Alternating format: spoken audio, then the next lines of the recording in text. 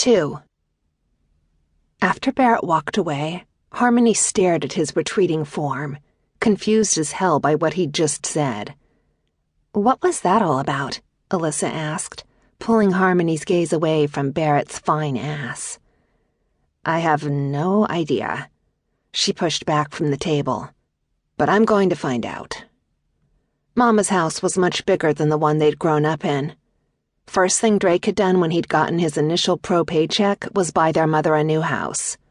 She'd objected, saying she liked her old one just fine, but Drake had insisted her old house was crumbling down around her.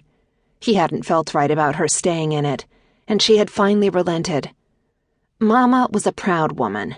She didn't need anyone to take care of her, and for years she'd been the one taking care of both Drake and Harmony. But their old house had been a wreck, so Harmony had been so glad Mama agreed to the new one. There was a crowd around her brother and Barrett right now, and the last thing she wanted was to nudge herself in the middle of Barrett and Drake. Drake was overprotective and had been since their dad died when Harmony and Drake were young.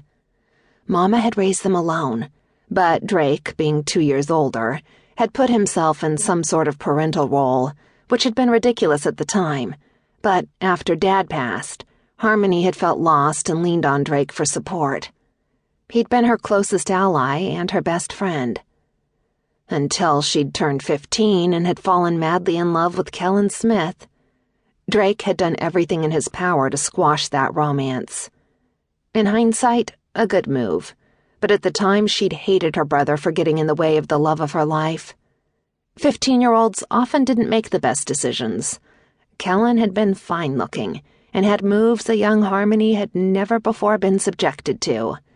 Nor should she have been, since Kellen had been 19 at the time. Drake had cornered Kellen and threatened to not only kick his ass, but have him arrested. When Kellen had dumped her, she'd been devastated. She hadn't found out about Drake's threats until later, and she'd been pissed. Her brother had always been up in her business, which she supposed had been fine when she was a teenager, but she was 25 years old now. Way too old to have him monitoring who she saw and who she didn't. And she still needed to know what Barrett had been talking about. So she waited until Barrett wandered into the backyard by himself with the beer in his hand. She followed him, one eye on her brother, who was preoccupied with the television, laughing with some of the other guys from the team. Satisfied Drake didn't have his eyes trained on her, she slipped out the back door. Barrett stared out over the garden. She stepped up next to him. "A little too noisy in there for you?" He frowned at her. "What are you doing out here, Harmony?" "Trying to get you alone so I can ask you what you meant by the rule." He took a long swallow of his beer. "The rule. The guy rule." Somehow she knew she wasn't going to like this rule. "What guy rule?" He turned to face her, his body so imposing.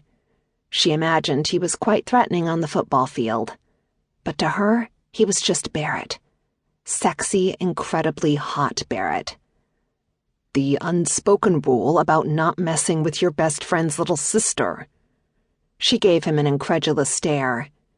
"You can't be serious." "I am."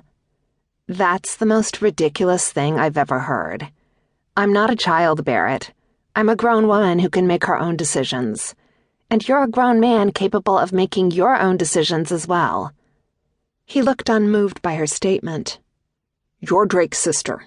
That makes you off limits." "Unbelievable. What is this, medieval times? Who comes up with this shit? Do you guys get out a notebook in the locker room and make lists?" He didn't smile. "This is serious business, Harmony. And no, we don't make lists. It's an unwritten, unspoken rule. Every guy knows it." If her eyes rolled any harder, they'd roll clear out the back of her head. "It's a stupid rule." "Nevertheless, it's there, and I'll honor it." Before she gave herself a headache, she walked off back inside. Alyssa joined her. "What did he say?" She poured herself another glass of iced tea, still wishing it was that dirty martini, because this day was getting more bizarre by the minute.